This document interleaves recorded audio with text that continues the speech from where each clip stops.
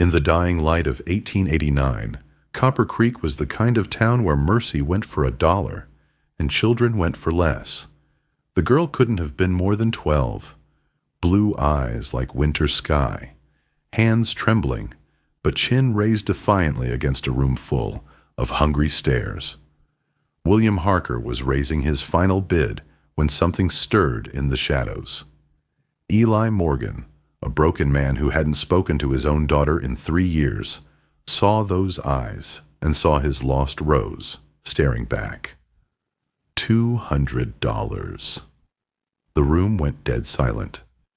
Even the piano stopped. What would drive a hermit to bid his life savings on a stranger's child? If you're feeling this story already, hit that like button and let us know where you're reading from in the comments below. Could this broken father save someone else's daughter when he couldn't even save his own? The ride to Eli's ranch was 5 miles of silence. Clara sat rigid behind him, planning her escape from whatever hell awaited her next. "I'm not your slave," she said, first word since leaving town. Voice steady, but those blue eyes darted toward the door like a trapped animal seeking freedom. Eli hung his hat on a nail. 3 years of loneliness had carved deep lines in his face. "No," he said quietly, "you're not." The first week was a careful dance. Clara worked, swept floors, fed chickens, but always watching, always ready to run. Eli moved like a man walking on eggshells, afraid one wrong word would shatter whatever fragile trust existed between them. "Easy now." Eli's voice was patient as Clara gripped the reins of the old mare. "Horse can feel your fear." "I'm not afraid," Clara shot back, though her knuckles were white against the leather. That was the first lie he let her keep. Nights, she drew on scraps of paper by candlelight. Horses running free, wildflowers dancing in prairie wind.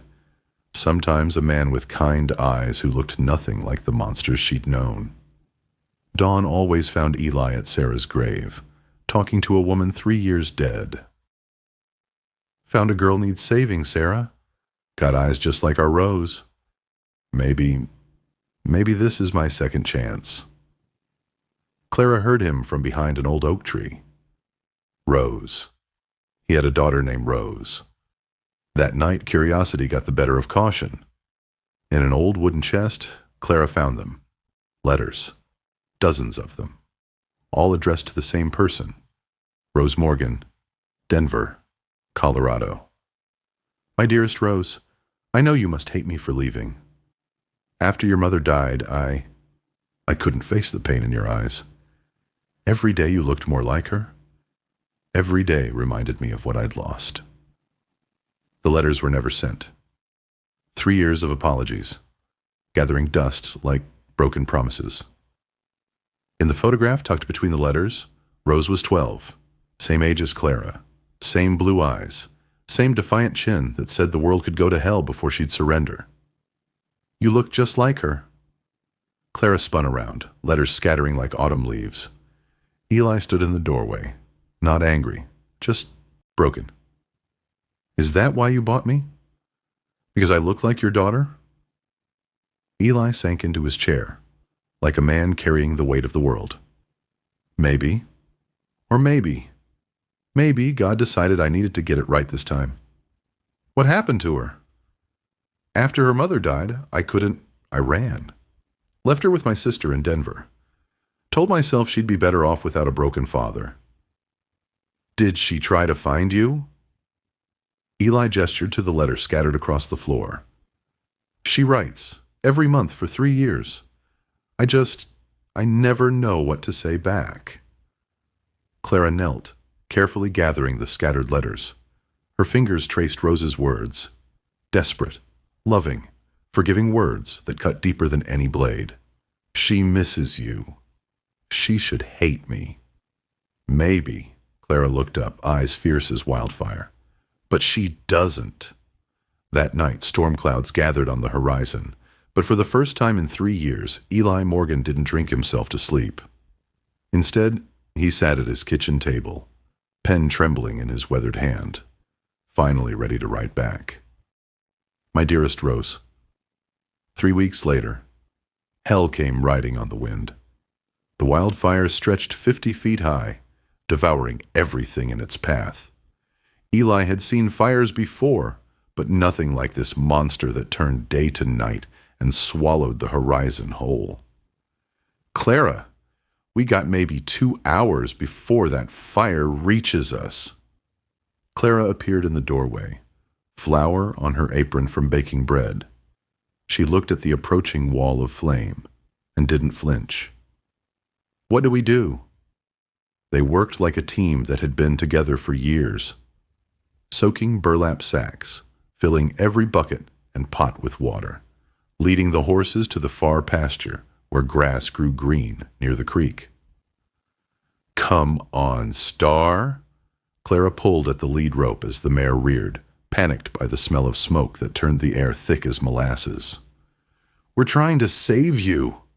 Star broke free, galloping straight toward the advancing flames.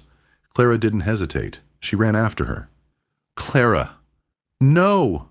She vanished into a wall of smoke. Eli's heart stopped. Not again. He couldn't lose another daughter to his own failures. He plunged after her, flames licking at his clothes, smoke burning his lungs like liquid fire. Through the orange hell, he found them. Clara had cornered Star near a creek bed, speaking softly to calm the terrified animal. It's okay, girl. We're going home together. Eli grabbed them both, pulling them toward the creek. They huddled in the shallow water as the fire roared overhead, a canopy of destruction that painted the world in shades of damnation. In that moment, pressed together in the muddy water, with flames racing overhead, something shifted. Clara reached for Eli's hand, not out of fear, but trust.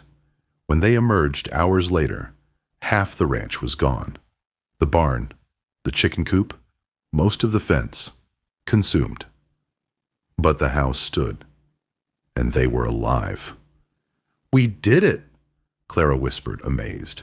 We did it together, Eli corrected. They were still holding hands, but their victory was short-lived.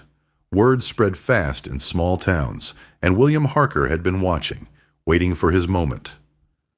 Child trafficking, the lawyer said. Papers spread across Sheriff May Collins's desk. Unlawful imprisonment. That man bought a little girl like she was livestock. Sheriff May Collins had known Eli before the drinking, before the grief turned him into a ghost of the man he'd been. These are serious charges, Mr. Harker, but I'll need to investigate proper. Harker's smile was cold as January wind. Of course, Sheriff. Justice must be served. The courthouse hadn't seen this much excitement since the train robbery of '85. Half the town packed the wooden benches, some curious, some hungry for scandal, like vultures circling fresh meat.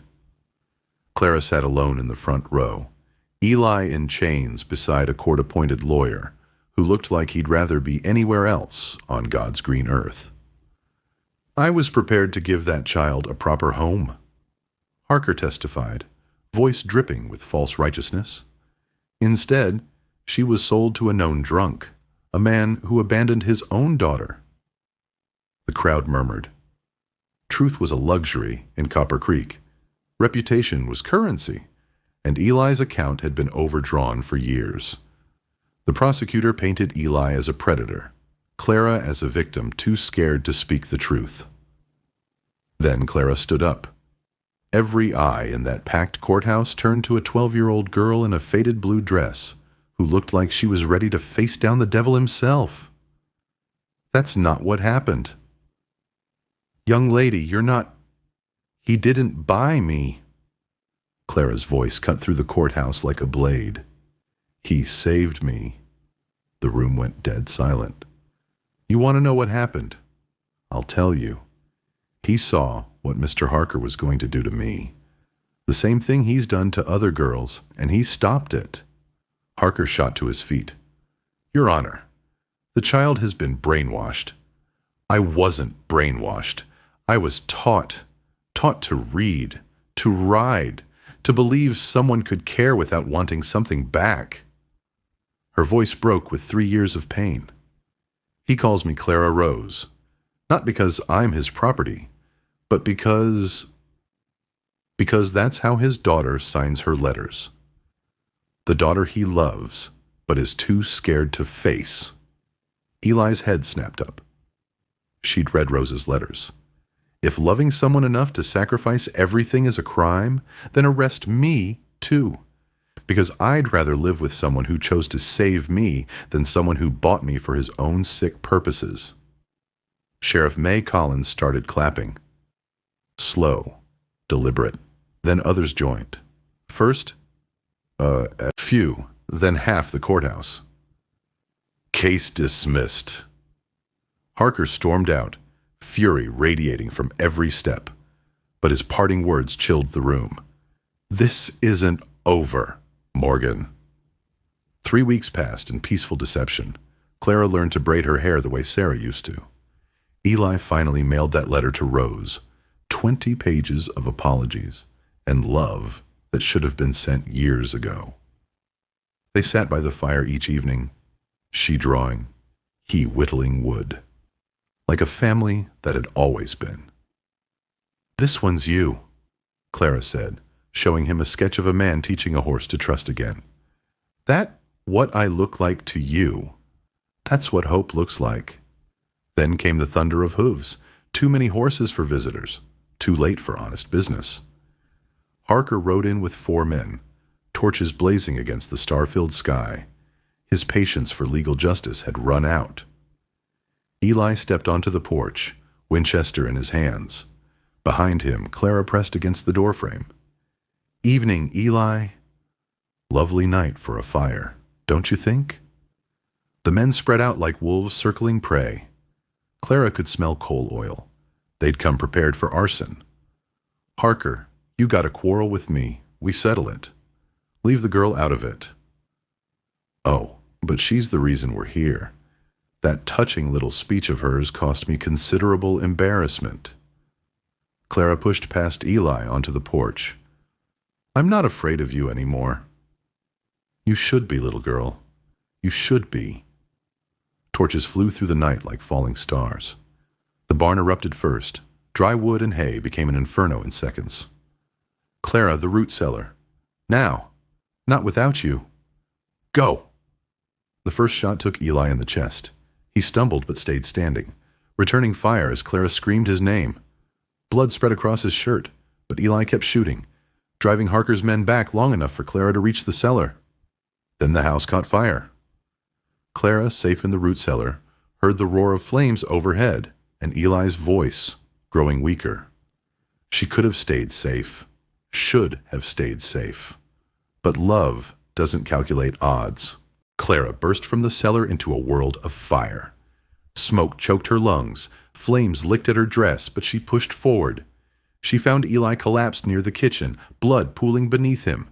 Too weak to move, too stubborn to die. Come on, we have to go! Can't too heavy. Save yourself, Clara Rose. No, you saved me first! A beam crashed down, missing them by inches. The whole house was coming down. Somehow, maybe adrenaline, maybe sheer will, Clara got Eli moving. Inch by inch, step by agonizing step, they crawled toward the door. They collapsed in the yard as the house became a pillar of fire behind them. Eli's breathing was shallow, his shirt soaked in blood that looked black in the firelight. With shaking hands, Eli pressed a sealed envelope into Clara's fingers.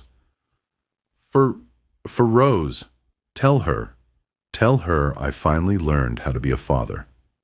Don't you leave me. Don't you dare leave me. Eli's smile was peaceful, complete.